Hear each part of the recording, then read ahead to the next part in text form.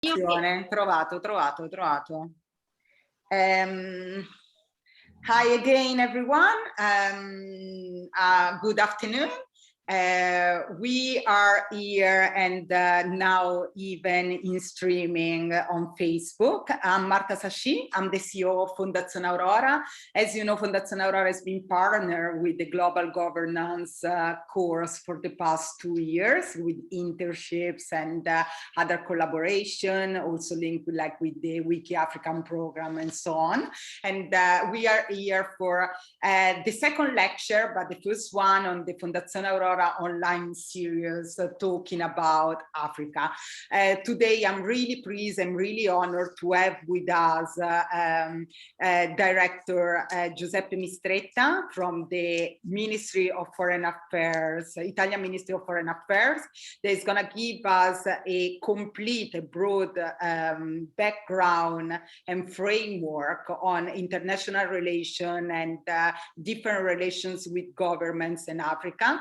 And our second speaker is Ms. Muthoni Murithi, that is with us. She's originally from Kenya, and she's gonna give us an insight and a pin down on what it means to actually work on international cooperation and especially be in touch on a transversal way with the advocacy and on gender equality. I won't make my talk really long. I'm gonna give the word to the two speakers. Director Mistretta is gonna start, and after like half an hour, I'm gonna introduce again Muthoni, and she gonna have her presentation on gender equality. As you well know, this introductory section gonna follow the Q&A session.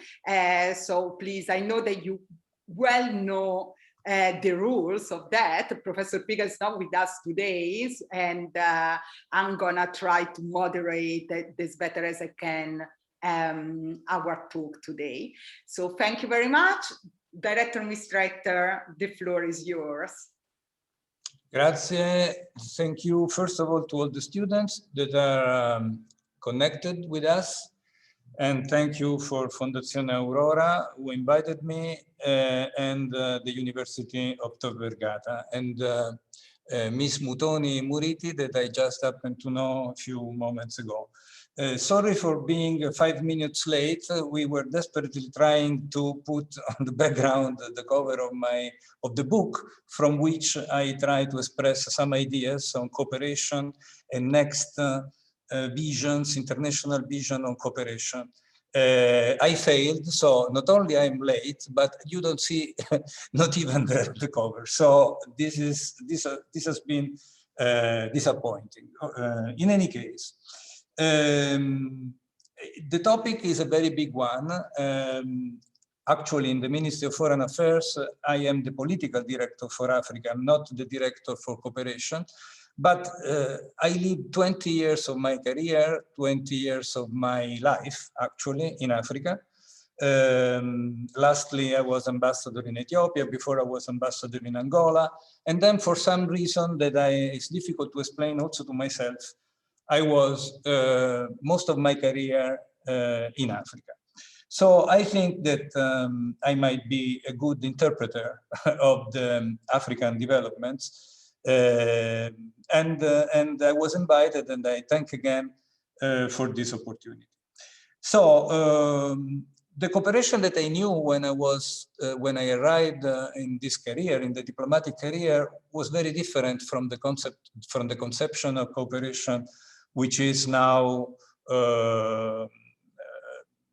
the most renowned. Actually, it was a very romantic vision in which so-called developed countries helped countries on the way of development, mainly intervening in sectors such as basic services, water sanitation, hospitals, education, etc. And it's true that Italy was among the most visible countries and most convinced country about cooperation at the beginning of the 70s, 80s.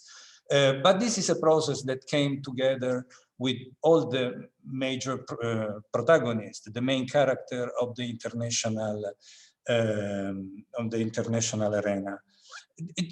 That was a particular moment also historically speaking, because on the Western side, let's say the side which was supported by United States, there was the interest to bring this cooperation to African countries in order to make them friends of the Western side. I mean, friends of America substantially, while there was another comparable and parallel cooperation which was supported by Soviet Union, because we were at the time of the Cold War. So now the Cold War is finished. There is a totally different scenario, and cooperation has changed a lot. Of course, when I wrote my book, whose name in English, whose title in English is Africa's Pathway, it's a difficult title, which would like to replicate the title in Italian, which was easy actually, Le vie dell'Africa, but to translate Le vie dell'Africa in English, it seems to be difficult. So Africa's Pathways is the future of Africa actually, and the future of Africa goes together with cooperation, of course, but it's totally another and different conception of cooperation. First of all, I started the book and also my conversation with you from the famous book of Dambisa Moyo, a famous Zambian economist, whose book Dead Aid said very simply that cooperation is wrong, because actually it is a way to corrupt the authorities, the personalities, the dictators in Africa. And so this book was written in 2009, and that had a very big success, actually, internationally speaking, because reflected some sentiment which was widespread in some African countries, and also among the so-called non-aligned countries. I believe that most of you have read or have heard about this book of Miss Dambisa Moyo, Dead Aid. She wrote other books, but always repeating almost this same conception, that cooperation is substantially negative. Now, after having lived 20 years in Africa and having been an actor of cooperation myself, as ambassador or as a normal diplomat, a younger diplomat, I have to say that I don't agree, actually, with the idea that cooperation is only corruption. I saw in the face of the people when you go to villages or when you go to remote parts of the African countries, that when you open up a school, when you open up a fountain of pure water or an hospital, people are very happy and their life substantially changes. So, and it is not only corruption. Corruption is, of course, a big problem in Africa, as it is a big problem in Europe and in America. But, and in Asia, of course, but this is not the only factor. So rather, I would say that traditional cooperation, the way we traditionally conceived cooperation with third world countries, let's say, is now overcome, as I said at the beginning, by a new kind of cooperation. What do I mean with this? That the attention to basic services such as healthcare or education or water sanitation or other basic services like this is now, I don't say less important, but in a way is matched. There is another priority, which is the one to create business, to create firms, to create occupation. Because if Africa grows with the same rhythm that we know, with a big demographic trend that will bring Africa to have 2.5 billion of inhabitants in 2050, Well, we have to create, it's very simple, this is mathematics. We have to create more occupation, more jobs, more opportunities. And the best way to do it is to create industries, to create firms, to create also in the agriculture or in the energy sector, more places, more opportunities for the young, for the women, for the new generations. So the rhythm should be to employ almost, not to employ, but to give the opportunity to almost 12, 15 million African every year to be inserted in the working process. Of course, this is a very ambitious scenario, because now, more or less, Africa employs every year 3 or 4 new million of workers. So to reach 50 million is quite an endeavor, and it's not really easy, especially if you consider that there are moments like this in which a pandemic or economic crisis or the drought or other natural disaster can make the process slower. This is one of the big problems of cooperation today, to shift from basic services to industrial services. And in between these two sectors, let's say, there is the big item of training, formation, vocational training, schools. Because if you don't prepare people to work in the new processes of the industry, of the agro-industry, of tourism, etc., it's useless to pour money in the basket, and then people should be employed in the process of tourism or agro-industry don't have the skills to use it, to be employed in the industry. So oftentimes you hear about a possible Marshall Plan for Africa. This is another one of the slogans against the slogan against those I fight. The slogans I fight against, because sincerely I don't like slogans, I don't like stereotypes, and it is not really the problem to create a new Marshall Plan. That doesn't mean anything in the pure terms, but is rather the necessity to create new conditions for the job. And so if you really want a Marshall Plan, it should be a Marshall Plan oriented in training and vocational training. All the European countries, United States, and all the rich countries, let's say, should really make a Marshall Plan, not oriented in pouring more money in vague and abstract targets, but rather on the target of vocational training for the different sectors of the industry that should be developed in Africa, generally speaking. So the main sectors are agro-industry, which is the sector which permits more job to be created, still now, energy, alternative energy, green energy, and infrastructure, of course. So we are in the middle of this big process. Maybe the advanced countries, let's say, maybe Europe, United States, etc., are still not completely aware of the necessity to shift from one kind of cooperation to another kind of cooperation.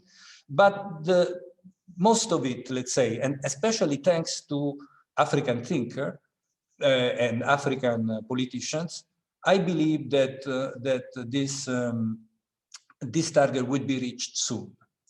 Now there is a second problem. Now, up to now, we talk about problem of the real essence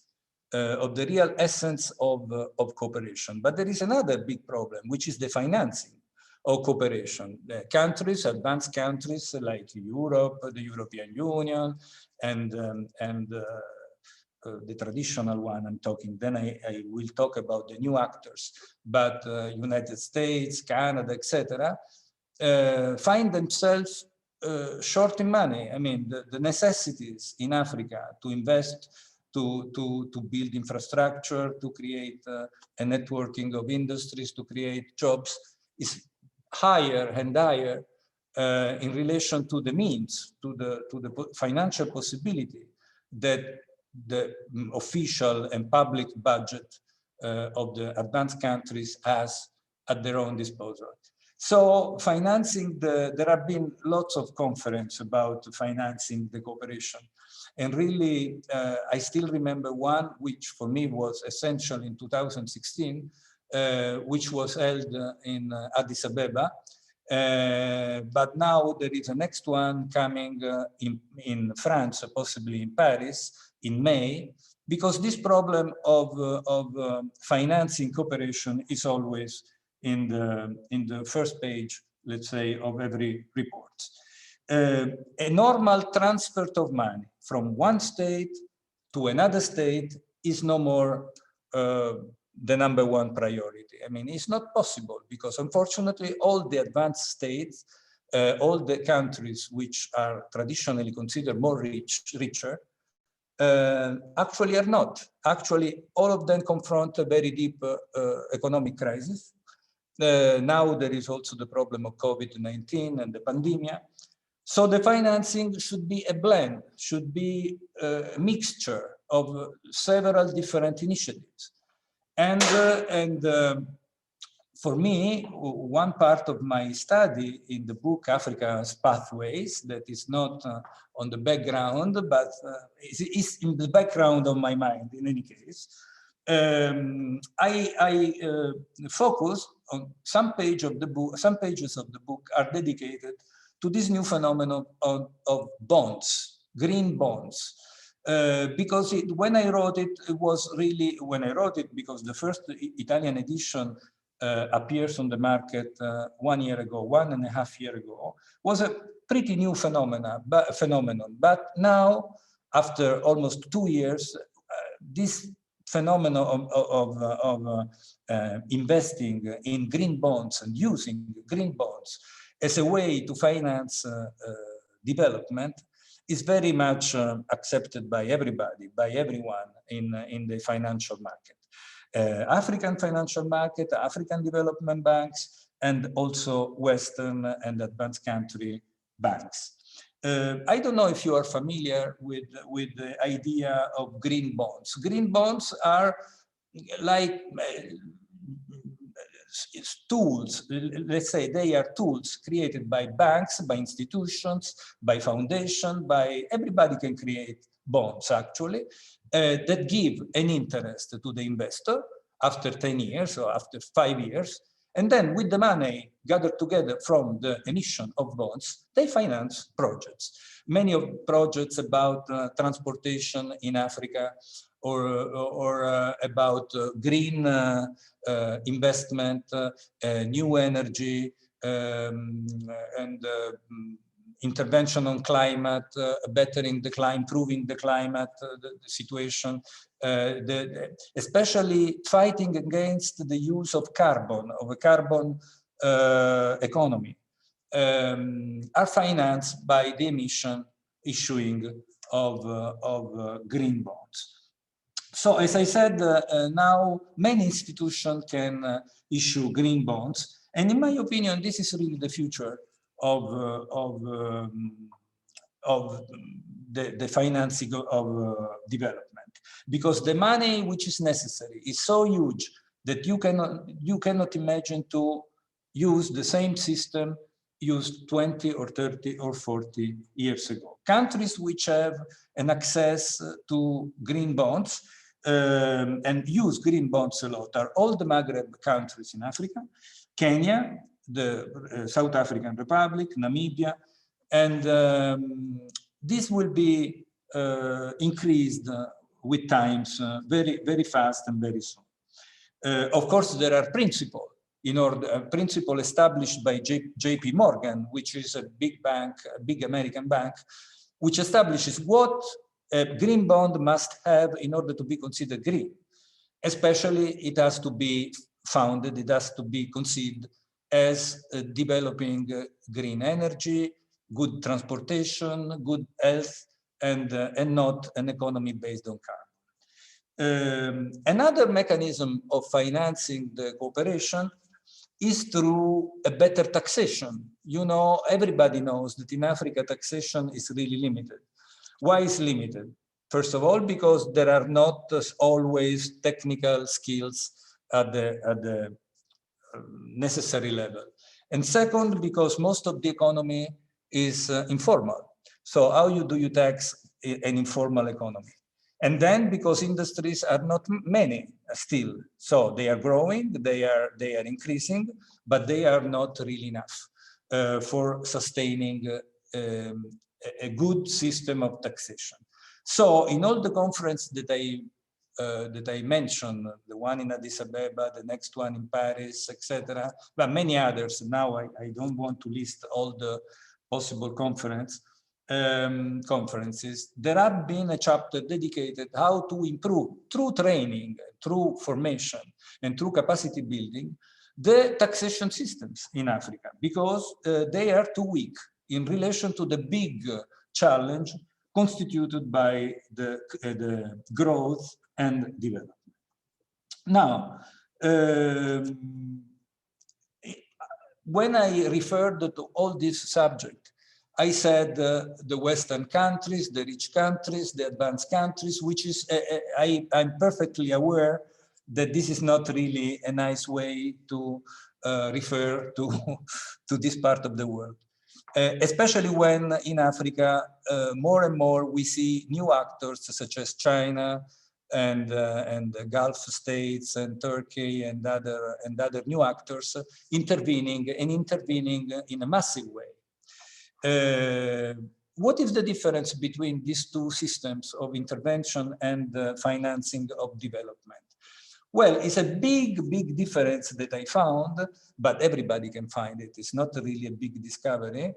Is the method, I mean, the rules of commitment. The rules of the game are substantially different because Europe, the European Union, etc., always accompany their cooperation effort together with the capacity building effort in order to increase human rights and electoral capabilities of the electoral systems in Africa, the abolition of death penalty, and the condition of human being, let's say.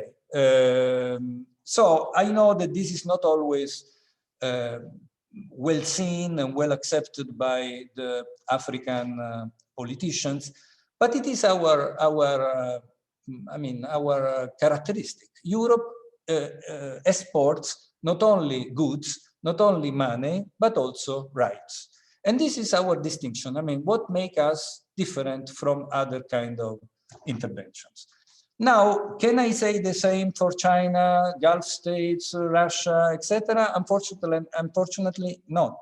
I mean, yeah, you are almost. But if you want to give some, 5 minutes just to have like a framework. I finish in 2 minutes, but this is a provocative topic, which seems to me important to put on the table in any case. So the systems are radically different. I don't say that one is better than the other, because my principle is not to advocate for the Western countries rather than for the new actors.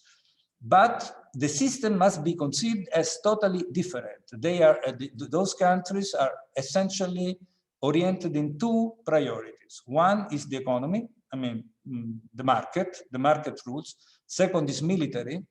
So let's say a third principle is religious. Most of those countries are Islamist and they support Islamism very clearly in Africa. So there is a growth of Islamism in Africa, which is huge, very visible. So I stop here, despite the fact that I might add many other ideas, because this is a very bursting and challenging topic, but I leave to the other interlocutors, and thank you a lot for your attention. Thank you very much, Director Mistretta, for your intervention. And I think during the Q&A session, we can actually deepen some particular feature or aspect that you actually talk about. And yeah, as I wrote down on the chat, please, students, try to think about like the question that you want to raise. And after Mrs. Muthoni talk, we're gonna start the Q&A session. Please, Mr. Muthoni. Do you want me to go? Yes. Okay, great. I wanted to share a presentation, but maybe I just start by just a quick introduction of myself. My presentation is going to be quite different from the one that the director has presented, because I don't represent, or neither do I work for any government or government agencies, but I come from the point of civil society and especially movement building amongst women's rights in Africa and beyond. So it's quite a different way of looking at cooperation and development from my perspective. Also, as a native of Africa, obviously, I see it from a different perspective. So rather not from a Western lens, because that's not my experience, but from my own lived experience as an African woman. Having said that, I just wanted to say thank you for inviting me for this to this meeting presentation. I was very honored to be invited because I think it's a really interesting topic. I will diverge from talking about cooperation in kind of a very broad scale way that the director has presented, to kind of zeroing in on the work that I've done around gender equality and the work that people on the continent have done around it, and how we've worked with government to influence change. So it does take a different perspective and a non-economic perspective. I always speak from a human rights perspective, so that's the angle that I will be taking. So quickly, my experience in this, I have about 17 years of experience as a human rights lawyer, specializing in women's rights in particular. This has involved from strategic litigation to providing services to women directly in different African countries.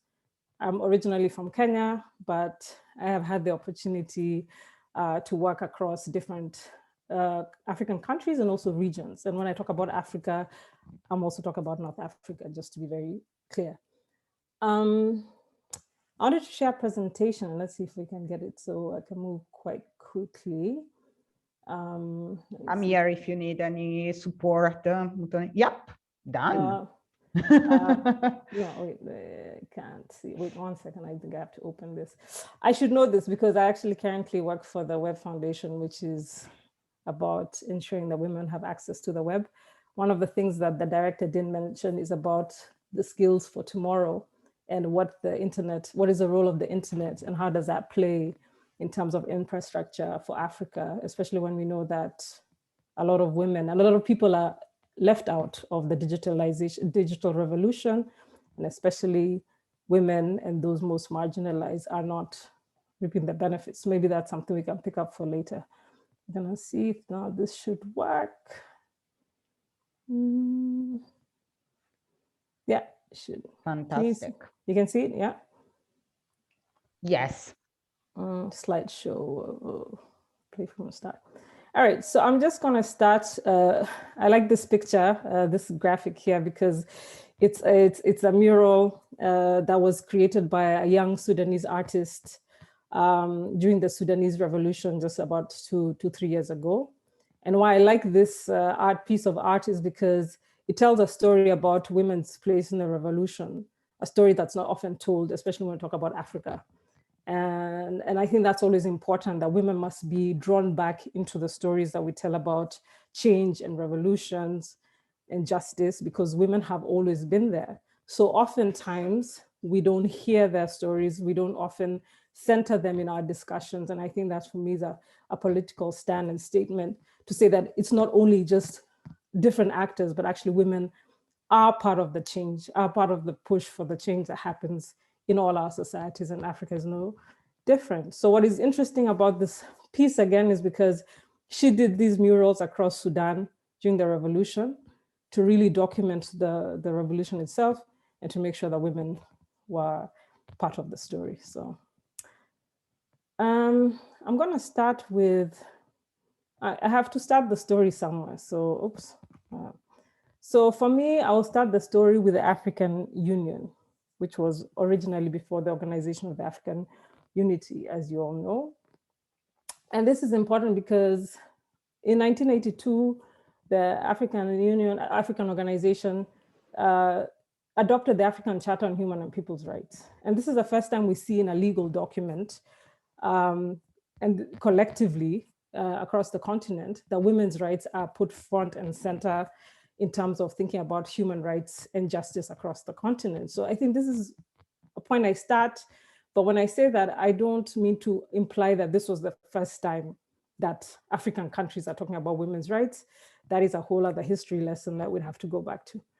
But I start here because I take it from a legal perspective and a springboard to what happens for women's rights in Africa. So having said that, the Charter was a very important document because it laid out and it lays out the human rights commitments that all African governments should abide by. So this is our Bill of Rights, so to speak, for the African continent.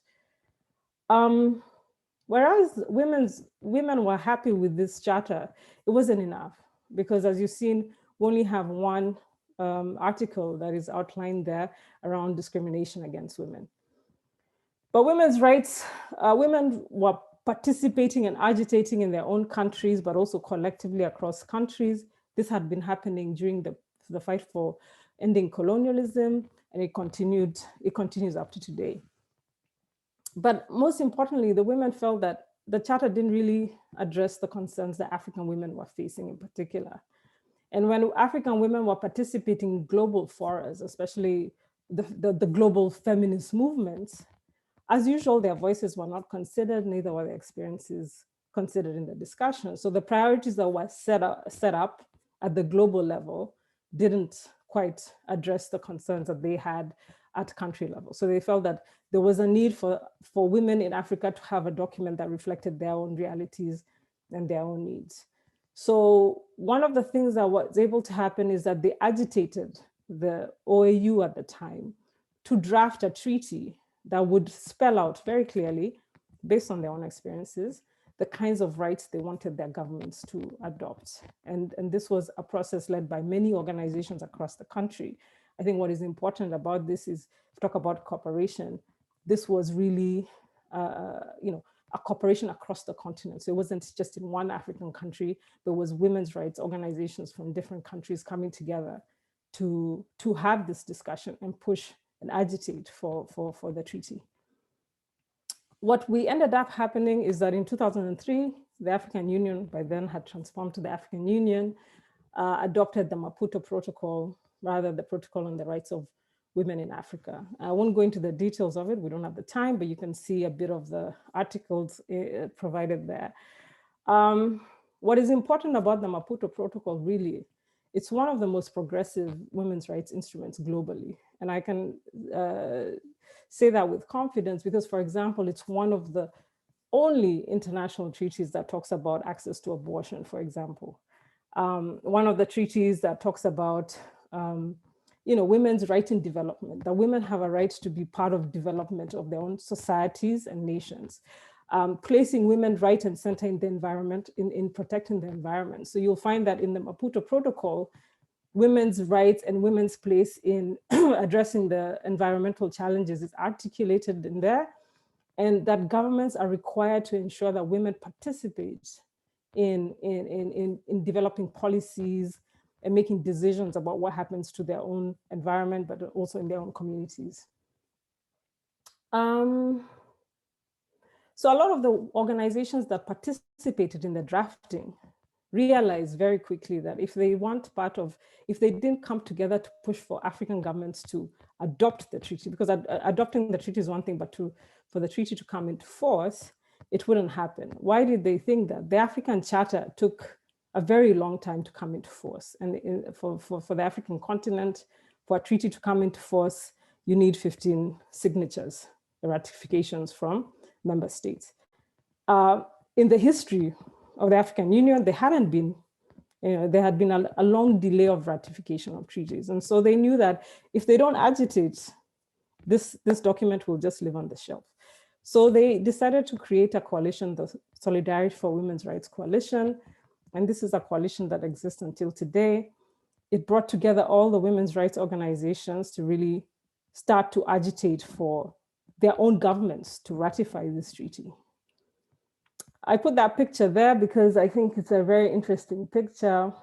If I can tell a little story, this is when Uganda ratified the treaty. And this was important because Uganda for a long time, as one example, had been going back and forth and arguing why it should or shouldn't ratify the treaty.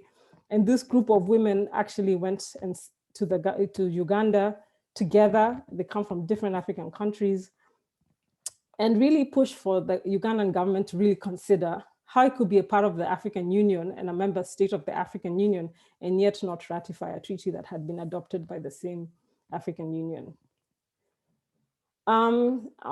Quickly, some of the strategies that we've been able to adopt and work on. And myself, I joined a women's rights organization just at the point where the Maputo Protocol was adopted. So that is my story into the general story. And for me, one of the greatest things was seeing how we were able to collaborate with activists from across the continent. But we also used some strategies together. So one of them was, how do we advocate and lobby and influence governments to adopt the Maputo Protocol? So one of the things we did was we would make sure that we could have access and attend the African Union Summit. Long story short, for a long time, civil society could not participate in meetings by the Organization of African Unity.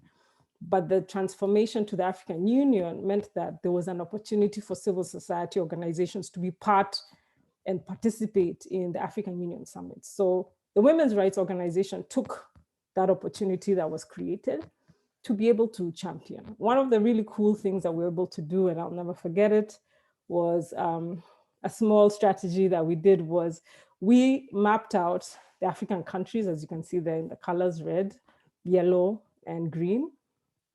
And we use the football card strategy where, you give red card to somebody who creates a foul, of goal. So we created these cards and we mapped out the countries. And during the African Union Summit, we distributed these cards to the governments because we wanted the governments to not forget that they had made promises to adopt and ratify the Maputo Protocol. Often governments put a lot of commitments in their statements and say how they will do things, but do they actually do them? So we wanted to remind them that you made these promises to the African women, and therefore we're going to hold you accountable based on your own commitments. And so one of the things we did was we distributed these cards. And I'll never forget one time the ambassador for Tunisia to the African Union, the second time around, when he saw the women coming to him, he said, "This time I don't have a red card, I have a yellow card," meaning that the strategy was working. Because why? Because governments were seeing that they're being actually, we're creating visibility about who is doing what on women's rights across the continent. So it's no longer the case that you can hide or people won't know what you're doing, but rather this is being made visible to everyone and that you're being held accountable. And so when you get a red card, everyone knows that you haven't done what you were supposed to do. We also did a lot of SMS campaigns, and today, of course, things have evolved from the time. So today there are much more interesting ways to engage the public. But this is important because the public must be engaged in the work that governments do. The public must be aware what their governments are doing. So how do you make sure that they have information? They know what what decisions governments are making about them. So one of the ways we did that was to communicate with the publics, the African publics across the continent, and inform them about this protocol that had been adopted, but also encourage them to engage their own governments to sign. Long story short, I think one of the things and one of, I guess, the best strategies that we used was working in collaboration with the African Union itself as a mechanism and a system, and the African Human Rights Mechanism. And this was really important because at this time, there was an opportunity for us to partner with the African Union gender department, political affairs, the legal department, and we were able to work with them to host meetings where African governments could come and discuss the challenges they were facing in terms of ratification of the Maputo Protocol. We held also in-country meetings, so very specific meetings with governments, which were able to, understand better what challenges they were facing, and therefore be able to provide support where needed.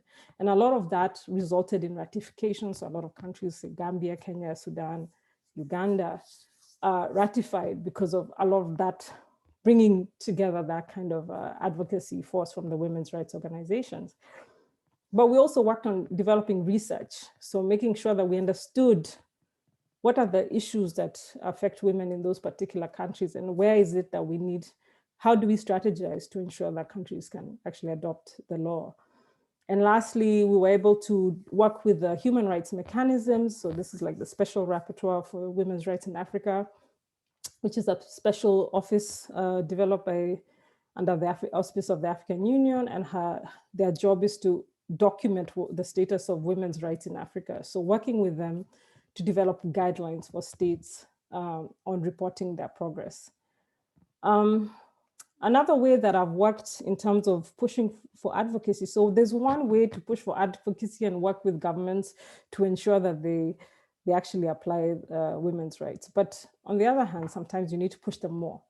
So strategic litigation was one of the things that we did to make sure that governments actually held accountable, because when we talk about human rights, governments have a responsibility to ensure that citizens have access to those rights. And when they fail, they should be held accountable for that failure. So one of the things that we did, and I was part of this strategic litigation case at the African Commission, we took the government of Ethiopia before the African Commission on Human People's Rights for failing to and offer her legal remedy for abduction for marriage. This is something that was happening a lot in Ethiopia. And unfortunately, this young woman had not gotten the protection she needed from the government.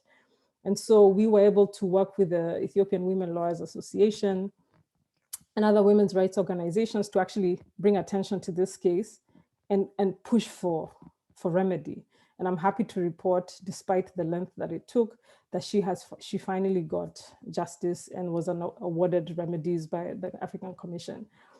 Similarly, I worked on supporting a 13-year-old girl to literally sue the government of Zambia, which was really interesting, for sexual abuse in school, which she faced because the school knew that the teacher they had put in place was actually a sexual predator. And in this case, she won the case and was awarded damages. But what is interesting is not just the decision itself, it's what the decision does to the global psyche of the public. So the more people see these cases and the success of these cases and the boldness of these young people, the more people start to understand that governments have an obligation and responsibility towards young people, towards people, and that they must protect those rights. And it gives people hope that there's justice, right? So we're not just talking about rights, but actually we can see that there's an opportunity for change. One of the things that we did was we realized that a lot of times, and I think the director touched on this, but in a different context, around training. So one of the things we did find out was that a lot of our law schools, for example, or universities in general, at the time didn't teach human rights as a course syllabus. And so a lot of times we have professionals who don't really understand how human rights work or don't know how to champion for those rights. And in particular, lawyers were not really applying human rights law in their own practice. And that was a big gap. And so for us, it was important that we provide training and start bringing together lawyers and even judges to start discussing about women's rights and how they could be part of the push for gender equality in their own, whether it's the courtrooms in their own countries. And this was brought together lawyers from across the continent. And I will say that the legacy of colonialism also means for Africa that we have different legal systems and jurisdictions, and they don't always work in the same way. So making sure that, how do we bridge those difficulties that have been brought about by colonialism that create challenges of language, of systems, and we're not able to collaborate in a way that pushes change for the continent. So I think this was really a great learning point for us to really bring and learn from each other.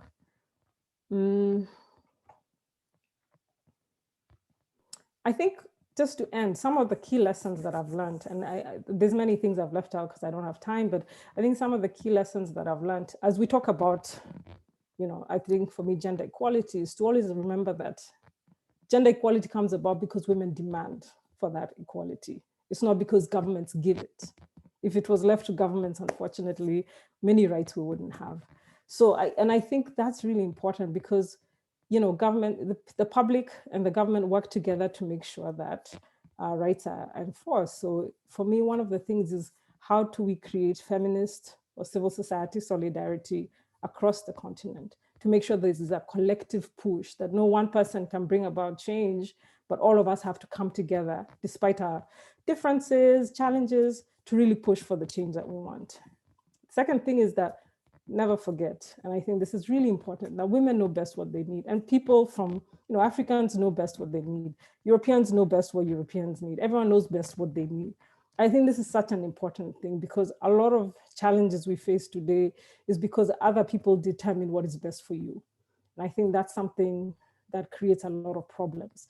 So for me, the experience for this was that women know best what they want, what they need. The African women knew what they needed. That's why they championed for it.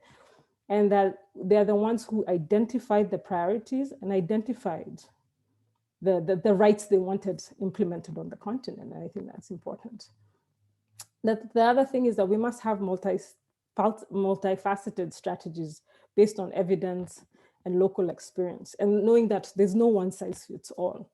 So having that mix between, public campaigning to get the public support, engaging the public in the discussions, never leaving them out in what happens in their lives, but also working with institutions, working with judges, working with other experts in different areas, working with the academia, working with artists. I think these are really important things that we must always do.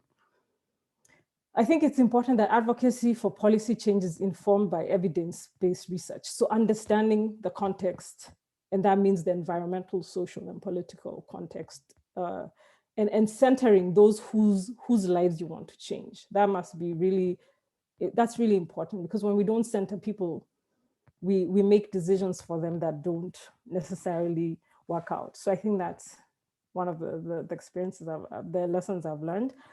And that it's important to build relationships with government. At least I'm talking from the side of civil society. So being able to provide, to define your advocacy in a way that presents a solution, as opposed to just critique. Critique is important. Critique followed by solution is even more important. So how, for example, how do you present yourself as somebody who creates a solution to a government problem? So for example, in Sudan, they hadn't done the research to understand how some of the laws were discriminating against women. So being able to provide that research to them and discuss the outcomes of those research collectively, we positioned ourselves as, coming to create a solution together. Yeah, so I want to stop there. That's another mural created by Ala. I always end here because I think, any struggle is defined by the people who are struggling. And I think this is a mural she did in Khartoum to make sure that Khartoum never forgets the struggle of women. So if you ever want to follow her, please, you can find her details there. And just want to stop there. And thank you so much for listening to my presentation. Thank you so much, Muthoni. And this is a really interesting presentation. Thank you very much also to Director Mistretta. And what I wanted as a CEO of Fondazione Aurora with this talk, like introducing the series on Africa, was actually to show to the global governance students, but also to the people that are following us, how different roles in government and in diplomacy and as a development practitioner, lawyer, and advocacy can actually merge, but also be in somehow kind of like different. But either the work of Director Mistretta and lawyer Muthoni are really important for the government, for the relation with international cooperation and Africa. Obviously, you can see that they have different perspective and different approach.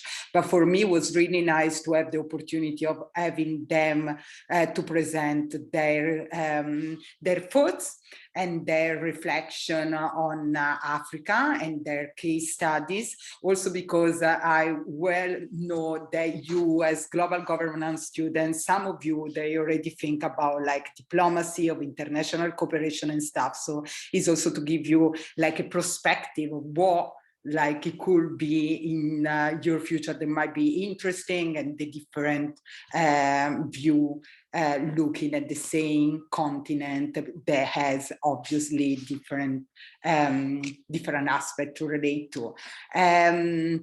Now we start, we are perfectly on time, so I do thanks the speaker for that, and we can start for our Q&A session. Professor Pig is not with me today, but I know that each of you that's gonna take the word, they have to present himself, say the name and the year that they are in global governance, and even the nationality if it's possible. And yeah, we can start.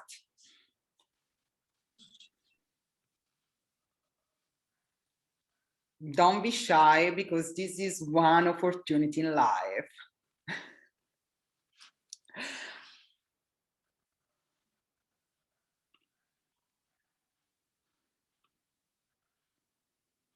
Excuse me, may I start? Yep.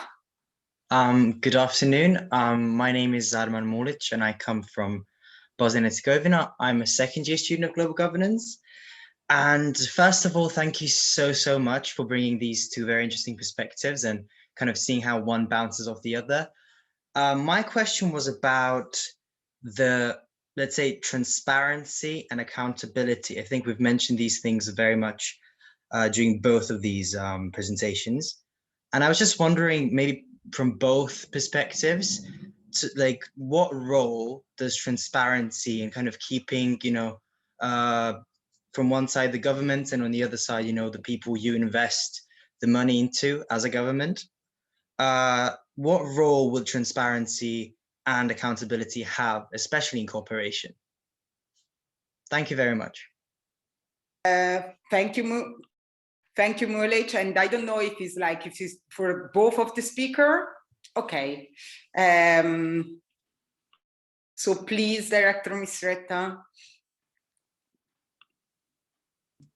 Yes, thank you. Thank you for the very brave student who started the questioning. Of course, as I said during the presentation, there are people and thinkers in Africa, but also in Europe and in the world, who are very critical about the link between, as you said, development and corruption. Because of course, it goes without saying that every time that we have a big financing for a project, etc., there is a huge risk of corruption. Unfortunately, corruption is a huge problem, not only for Africa. I should, you read the newspaper. I mean, corruption is everywhere. It's in our cities, in our political world, and also the developed world didn't fight adequately the phenomenon of corruption.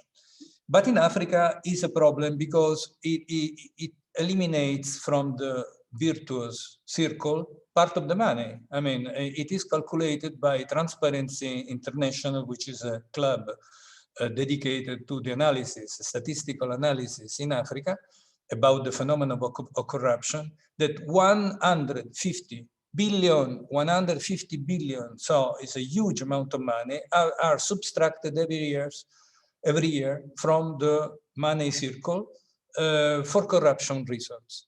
This is a part of the money for development, might be for development, instead is for private purposes. And so it's a pity, it's too bad that such a big, huge amount of money is not used for growing the economy, making the economy richer, making the people empowerment, let's say, under all the profiles, but just for personal reasons. So it's something, nevertheless, that the African leaders are fighting against. There are big initiatives by the African Union, by the Commonwealth. Commonwealth includes many African countries, of course. By some leaders, paradoxically, there are leaders who we think that are not the most appropriate for being a fighter against corruption, but Museveni, for instance, the Ugandan leader, is one of the leaders against corruption. He delivered a big conference against corruption in Kampala.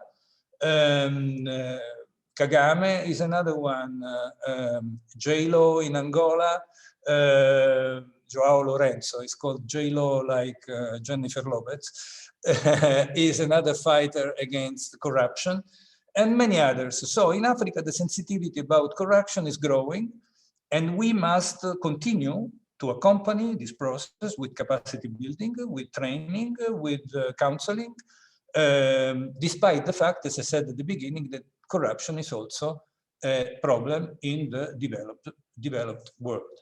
I would stop here, then if there are details, I can go on.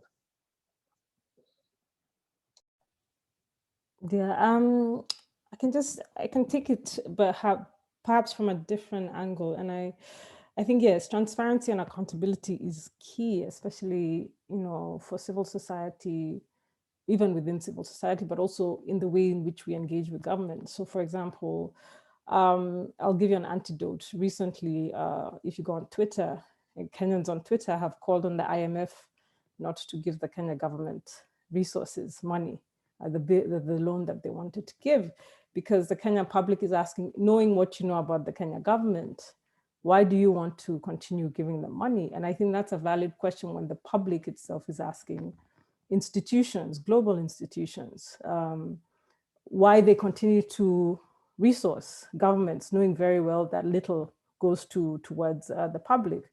The second thing about accountability is not only just about corruption in money sense, but rather corruption and access to information for people. So when we talk about, for example, Museveni, as you know what happened in Uganda, accountability, we must ask questions about accountability when a government decides to, for example, shut down the internet because it doesn't want the outcomes of an election to be either questioned or to be challenged by the public. So I think accountability has to be seen in a broader way beyond just cash money, but rather about how accountable are governments in terms of ensuring that people have access to information that they need. Access to information is a right. It's actually a right that is provided for the public. And most times governments commit to those rights on paper, but when it comes to implementation, it isn't quite clear how accountability is measured. And that goes whether it's governments in Africa, or even I live in France, or if it's the French government. So I agree with the director in terms of there has to be always, and that's why publics are so important, because publics are the ones who have the right to hold their governments accountable. So I'll stop there and let other people ask questions. Thank you very much. And it's such a broad topic, but really important. And I don't know, we can even deepen on that if there are other questions. Marie is with us, CB, and she got a question, so I'm going to pass the word to her. Hello, good evening. My name is Marie, and I'm a first-year student from Germany, and I have a question about the Maputo Protocol. You talked about involving women in the decision-making process, and I would like to ask, how do you think practically governments can help involve women in the political process and also open the voters' minds to welcome this progress. Thank you. Thank you, Marie. That's a fantastic question. So thanks, Marie. So I'll start. Yeah, two things. I think a lot of governments have done a lot. So, for example, we've seen the Rwanda government in the way it has enabled women to access decision-making positions in Rwanda, and ensuring that women have, have quite a majority in decision-making bodies or in parliament. So you do have one political will, where governments have political will to address a historical injustice where women have been left out of political decision-making.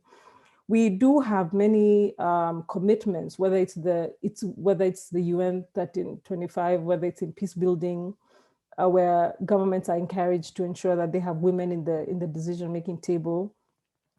During peacetime, we do have laws. We have constitutions that also try to push for quota systems that enable women to either have access to decision-making. I can give an example. In Kenya, we have a constitution that clearly states that there should never be more than a 2/3 gender majority in parliament.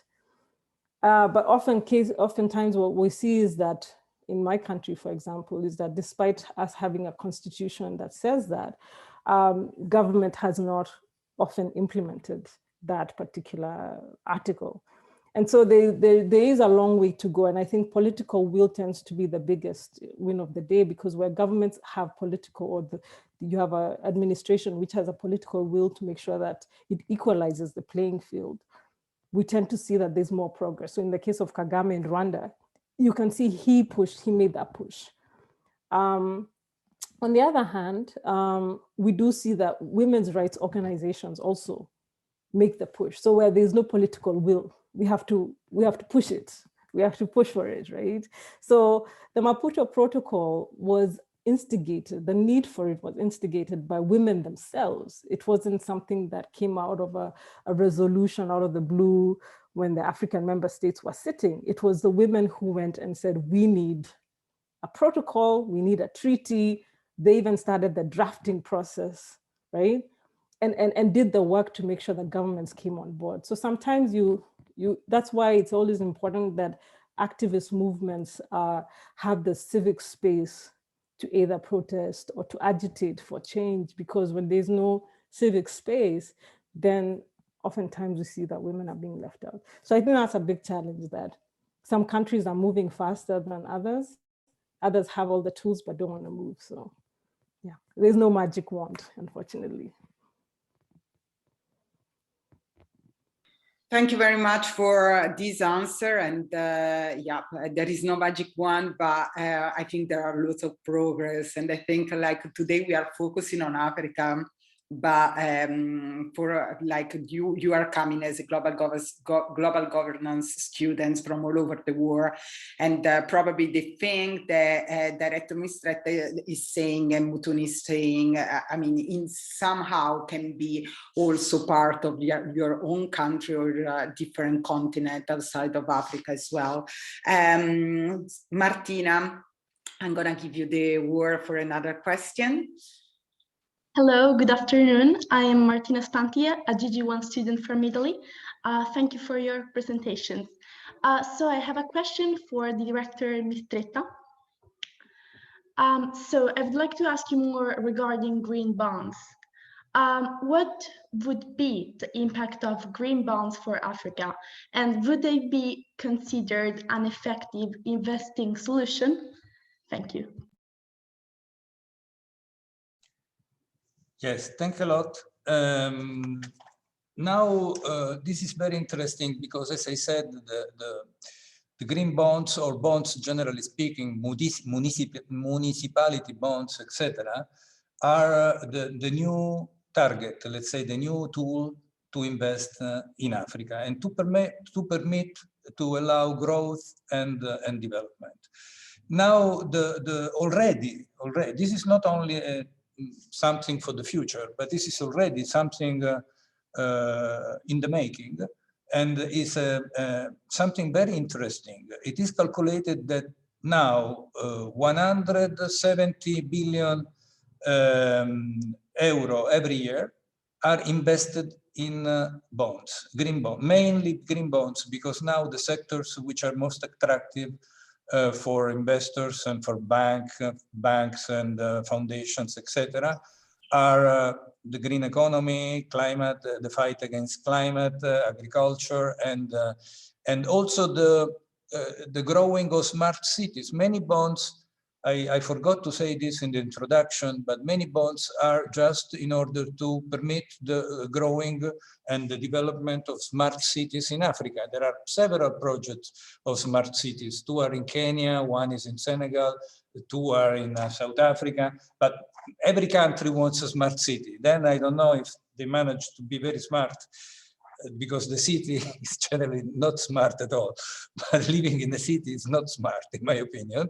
But so this is really a tool, innovative tool, and all the main agency related to development, I talk about UNECA, United Nations Economic Commission for Africa, or African Development Bank, who has issued many green bonds in the recent past, are strong supporter of the green. So certainly it will be a way to invest in the development, and one of the most intelligent way, because it includes the private investor. So also your family, myself, Dr. Martha Sashi, we can invest in municipal bond, for instance, in South Africa for a better transport system, and then to have a return, annual return of 8%, 9%, because they are very high index of return.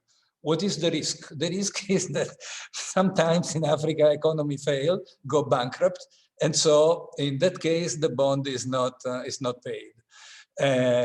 This is a risk. I mean, every investment comes with a risk. Thank you.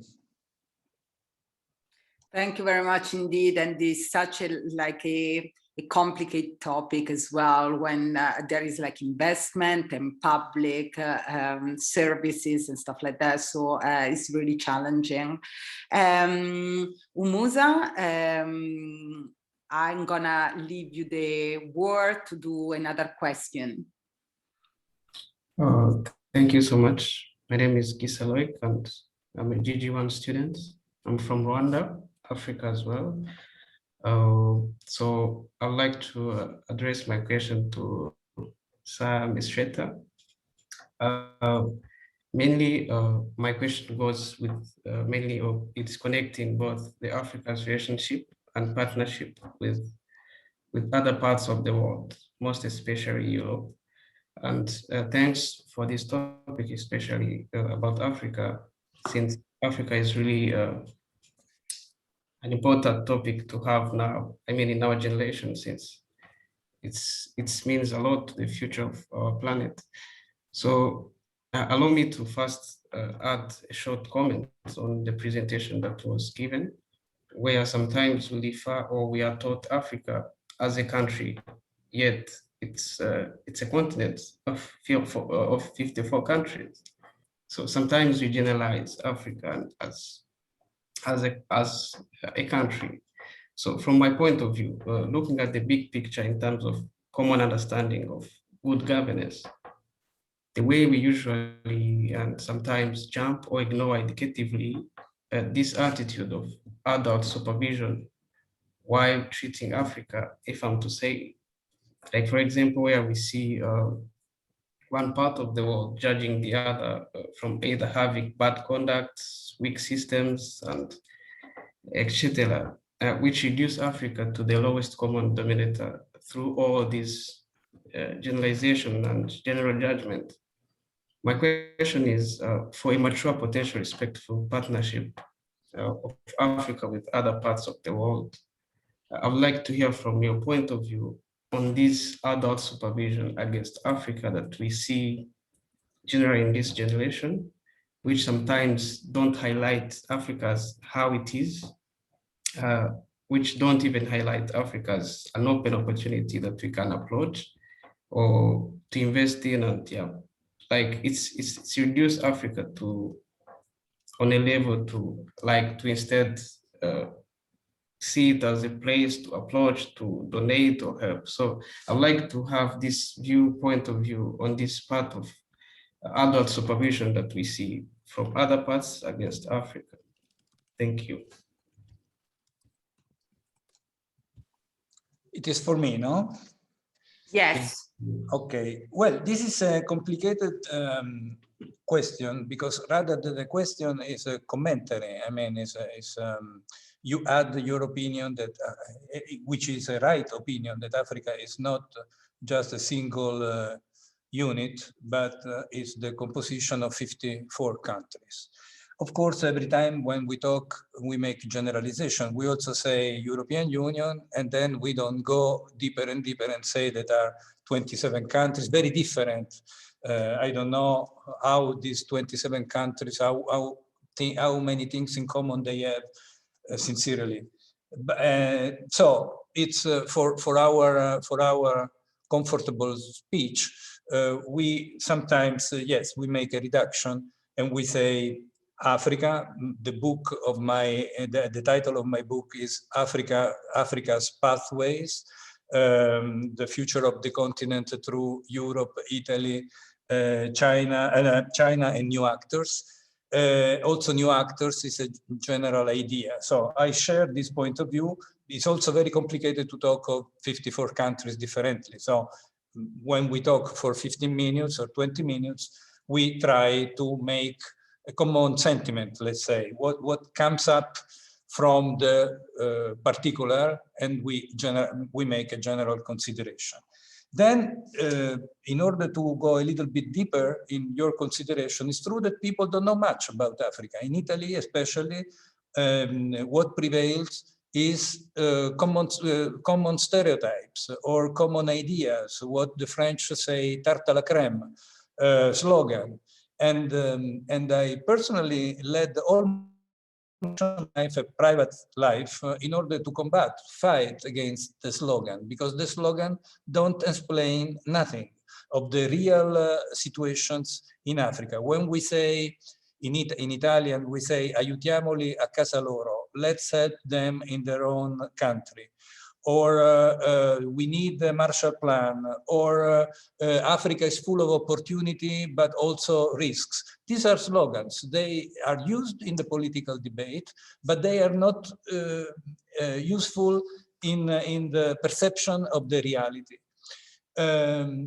So I agree 100%. That's why I wrote a book about this, because if you have the patience or the attention or the interest to read that book, you will see that every African country or every African leader, also of the past, the big dictators, the big leaders, like Mobutu, Bokassa, this that we forgot. So, some of you are very young. No, all of you are very young, but I'm not so young. I remember those big leaders. Well, there is a chapter for all these topics. So I try to export to the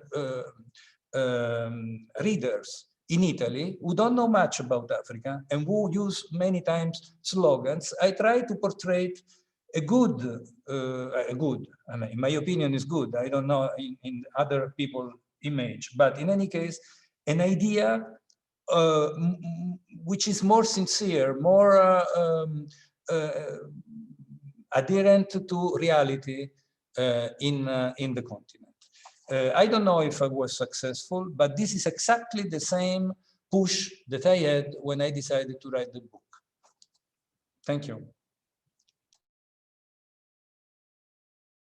Thank you very much. I don't know if you're able to see the cover of the book, Africa's Pathway, the future of the continent through Europe, Italy, China, and new actors. It's actually in English, so you can there is a version in Italian, but also in English. So I had the honor to read it, and I think there are so many reflections that make us to understand what Africa, as Jesus was saying before, what Africa means nowadays for the rest of the world, as is always did at the end of the day, you know. I'm gonna pass the word to another question. Just let me interrupt this so you can see. You can see Weber, Ella. Yes, thank you very much. Good afternoon, everyone. My name is Ella Weber. I'm a first-year GG student. And my question is more in the field of Ms. Muthoni.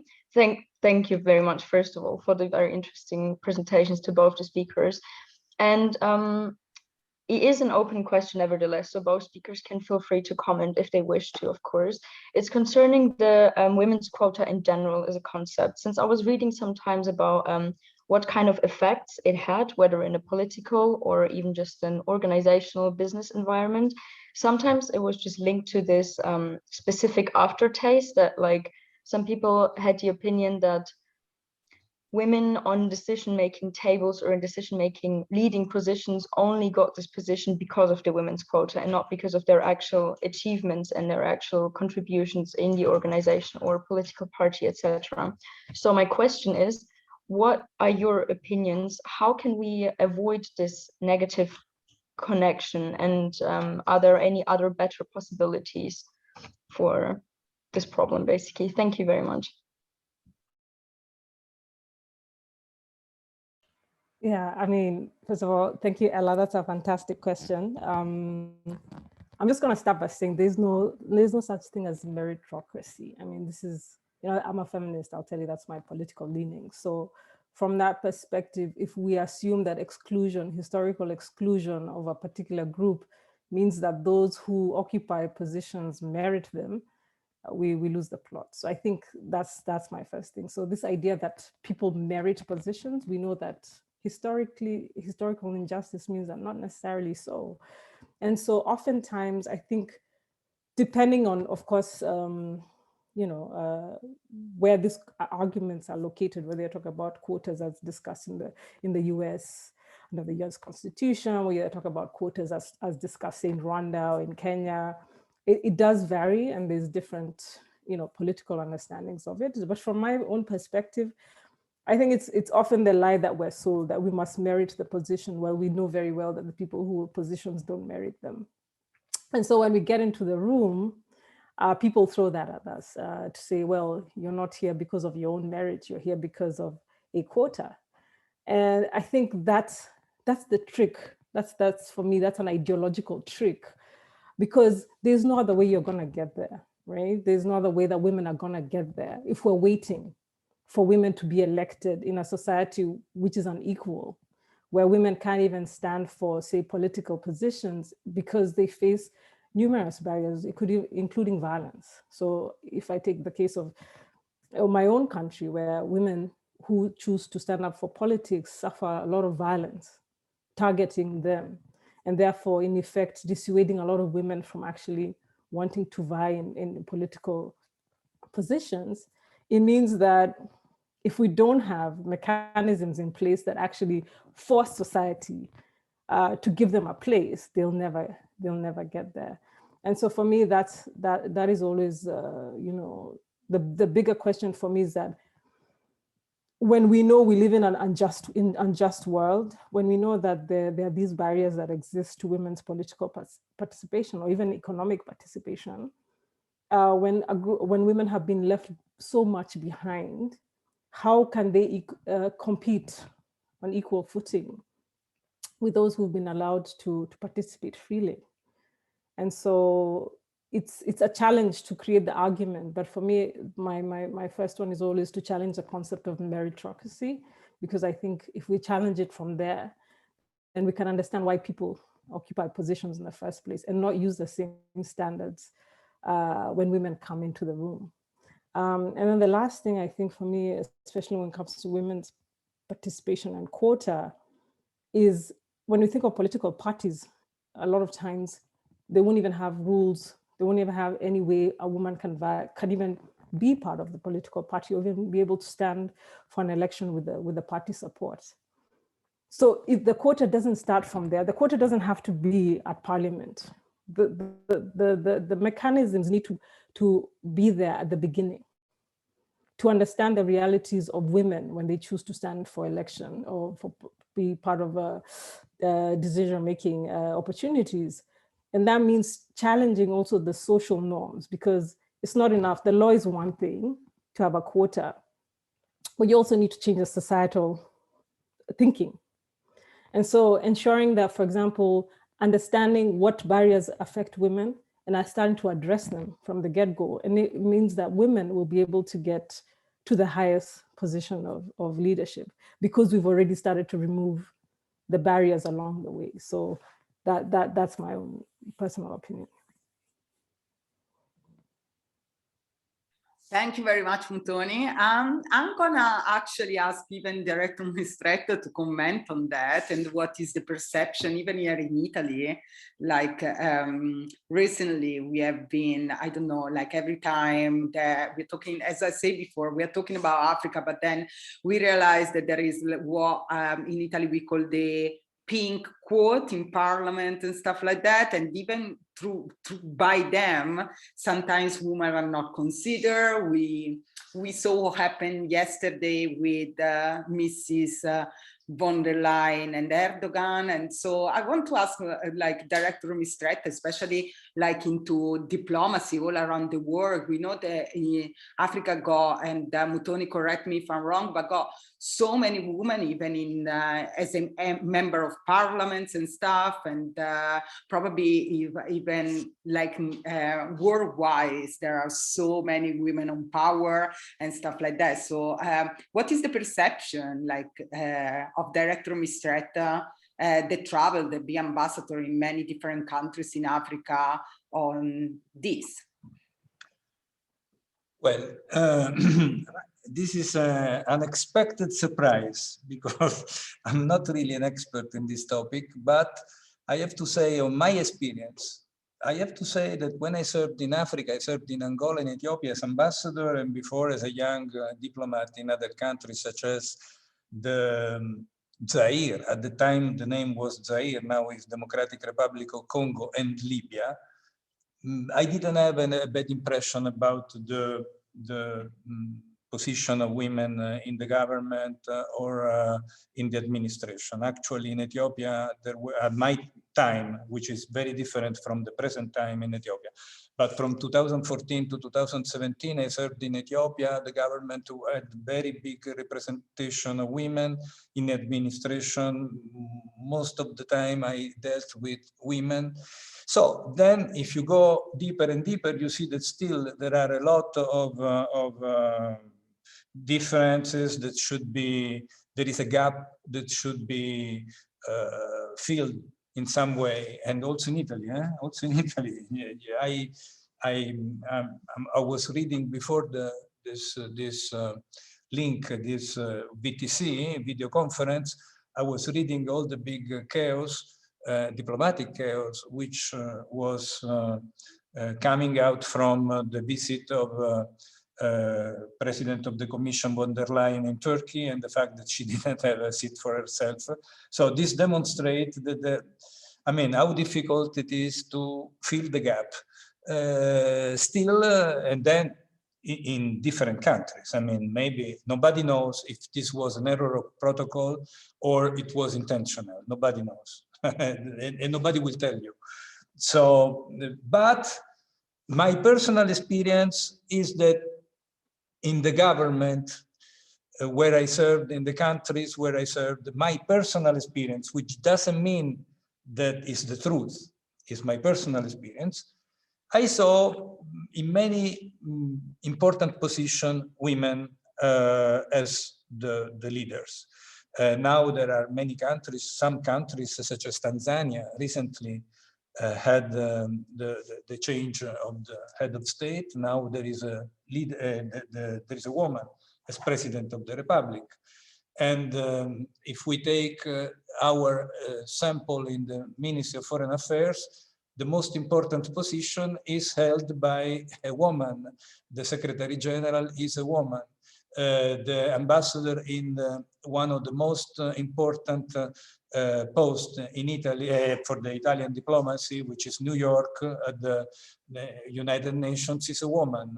In France, there is a lady ambassador. So I believe, of course, there is a lot of things to do to fill the gap, but now the awareness, the consciousness about this is very, very much better than when I was a young diplomat. Thank you very much indeed.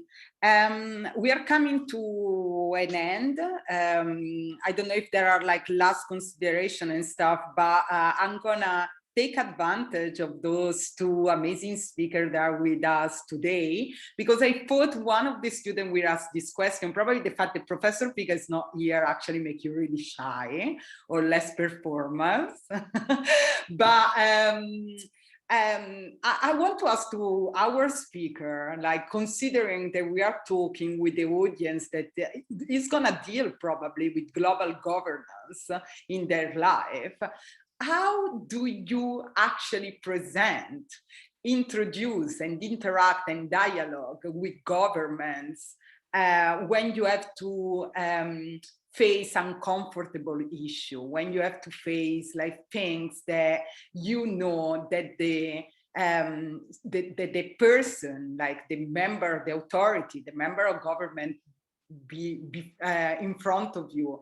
is actually someone to convince, you know? So how do you actually manage, like, for example, Muthoni, when you say there are like countries, there were red countries, and probably those one are the real countries when you have to advocate the most, or even Director Mistretta, that is even more, probably got more constrained because he's serving Italy as a country. And so like diplomacy, we know is also a art, you know, but yeah, let me know how in your daily life you can actually intervene and dialogue with people that you already know they're against the thing that you are presenting or you have to say. Thank you.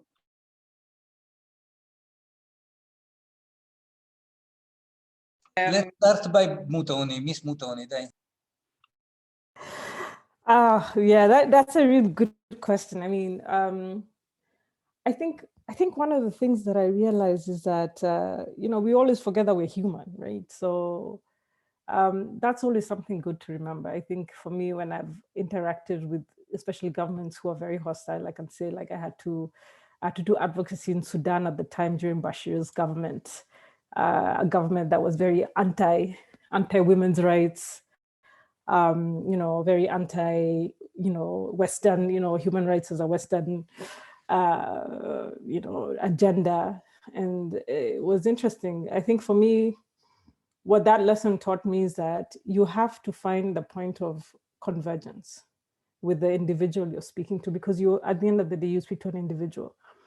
And a lot of times, understanding that and understanding their position and where they're coming from, and trying to understand, you know, asking questions to better understand why they are opposed to the thing that you're trying to push for, enables you to develop perhaps your strategy better. So in my case, I had to listen. I had to listen to the reasons that the governments were providing for example, not ratifying the Maputo Protocol, and then using statements that the Sudanese government had made. So as a human rights advocate, that's what you do. You don't come up with your own language. The best thing, you take commitments that governments have made and you feed them back to the government.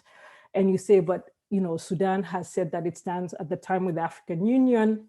It wanted to stand for, I think Bashir at the time wanted to stand for, to be the African Union chairperson at the time, I believe. And so, you know, Sudan had been doing this campaign of the African Union. So for us, our entry point was using that and saying that if you want to be and champion the African Union, this is an African Union document and something that's created by the African Union. So this is your document essentially. And so trying to make arguments that align with what they've already committed to do, and where there's no convergence. So for example, in the case of rape, it was difficult because, they said that according to Sharia, it was guided by Sharia. And so these were religious arguments that were presented to us for why they wouldn't adopt women's rights, certain provisions of the protocol. And one of the strategies we took was looking at the protocol itself and saying, okay, what are the provisions you have no problem with? Let's start there, because governments always can ratify with reservations, for example, and at least starting that dialogue. And that dialogue enabled us to have the conversation and enter the spaces with governments. So I think, trying to be humble and learning what is the challenge for the particular government or individual, at least from a civil society standpoint, and remembering that it's about relationships. So how do you create a relationship with this individual? Sometimes the individuals themselves may not necessarily always align with the issue. They might actually be on your side, but they just can't do it because they occupy a particular position. Thank you very much. Yes, please, Director Mistretta. Yes, I think that this question was oriented for those students who maybe want to be diplomats in future. I don't know. I have a mixed feeling of suggesting or not suggesting to be a diplomat in future. But coming back to your original question, of course, there was a proverb saying that diplomacy is the art of gently be a liar. So, of course, this is a note of the past, but still, in many ways, we cannot say totally the truth or having always a confrontational attitude when things don't go well. I mean, of course, there are problematic interlocutors, but unfortunately in diplomacy, being confrontational is not paying off unless there is a declaration of war or something like this. But I didn't know in my entire career the necessity to present a declaration of war. So if I can make a suggestion to possible future diplomats, I would, and basing on my own experience, I would say not to be a liar, but of course, not to say the entire truth because it's impossible sometimes, but to be yourself. I mean, to try to be frank, to be presentable, and to show through the body action, to the body language, that you are making a good relation with a good partnership with your interlocutor. Now, of course, you push me to talk of a real sensitive matter. Let's see what is the situation in Ethiopia now.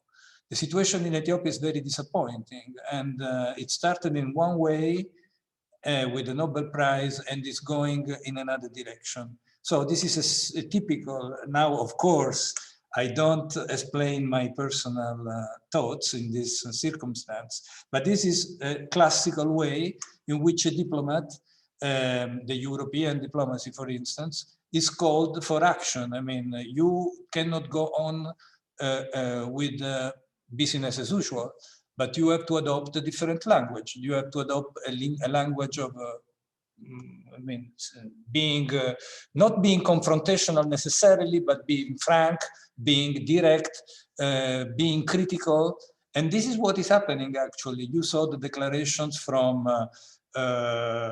Secretary of State Blinken of the United States about Ethiopia and Eritrea. You saw the declaration of the Foreign Minister of the European Union, Borrell.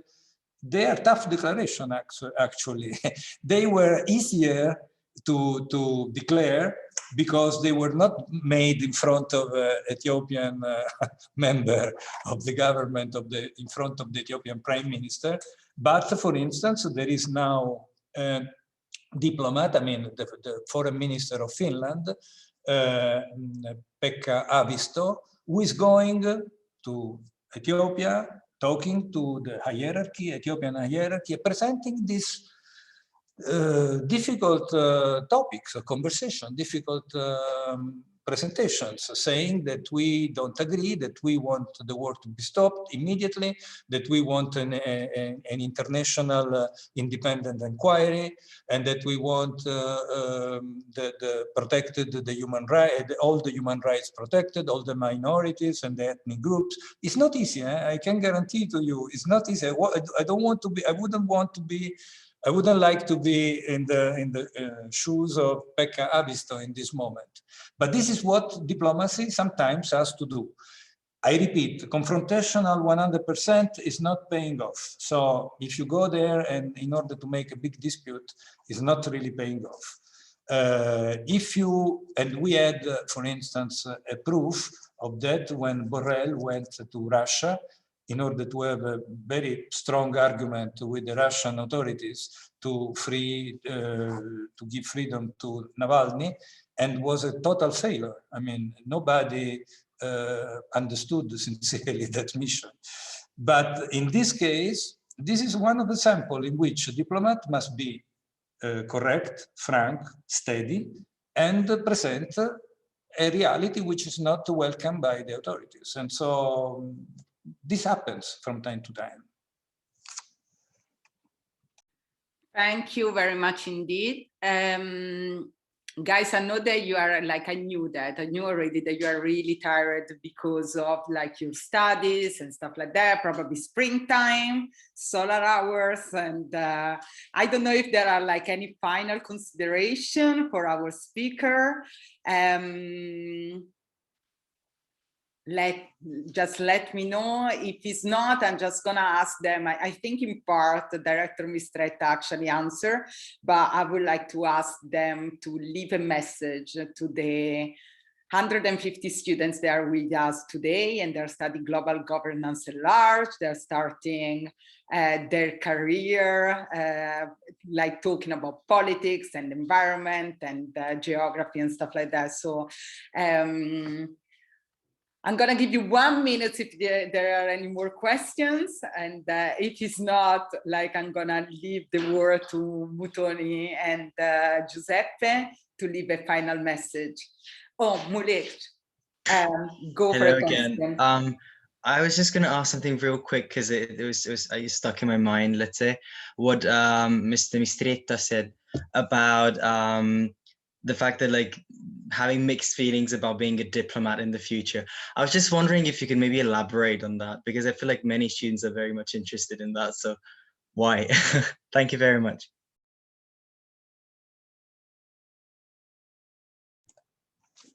Well, this is a quick question, but the answer requires a lot of time. So I would be synthetic as far as I can. And no, of course, the diplomacy that I knew when I entered the career is very different from now. Now, substantially, if I can give a word to describe the difference, is that we are much more oriented to promote our industries, our economy. And when I entered the career, it was much more classical. I mean, classical diplomacy, treaties, and political affairs, and the European Union, the birth of the European Union. Now is more one of the main target of diplomacy is to promote the economy, and so our products. This is in a way can be flattering. On the other way is a little bit different. At least I was born in another moment. Now a new modern diplomat knows this from the beginning. I didn't know this, and in the middle of my career I had to shift from one sector to the other. Then another consideration which might be useful for you is that now diplomacy is everywhere. I mean, before diplomacy was really considered for professional diplomats entering the career through an examination, public exams, etc., which is very difficult though. Now every industry has its own diplomats. There are millions of agencies, international agencies. There are the NGOs. There are the United Nations, the African Union. Wherever you go, there is diplomacy. And people speak languages I see from your interventions, speak English or French or Spanish much better than we diplomat of the old times. But in any case, you don't necessarily have to go through the official channel. You can go, if you want diplomacy, this is what I say to my daughters. If you want to be a diplomat, you can be a diplomat in many ways. You can be a diplomat for fashion. You can be a diplomat for technological issues and or for the international agencies. There are many ways to be a modern diplomat. You don't have to go necessarily through the officiality. And officiality is very boring for you. I mean, because you have to respect, the most difficult thing is to respect the idea of the apparatus. I mean, and so you never express your own ideas. You can have an influence, but you cannot disrespect. You have to show respect for the official position. And I can guarantee you, it's a miracle that in 39 years of job, I didn't break sometimes this rule, but I didn't actually. So I was very lucky. But this is, I mean, for a young student, etc. In my opinion, my very personal opinion, there are many diplomacies available depending on your personal interest. Thank you very much, Director Mistretta, and thank you very much for the sincere answer, actually. Really, like, really appreciate, and also especially for like these young students.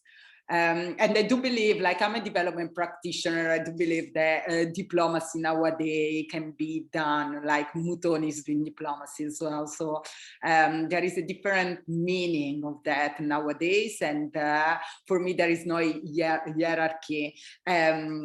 Probably it's true that you have like a fixed salary and a good career development. And this is like, probably for development practitioner is a little bit different, but still adventure, isn't it, Muthoni?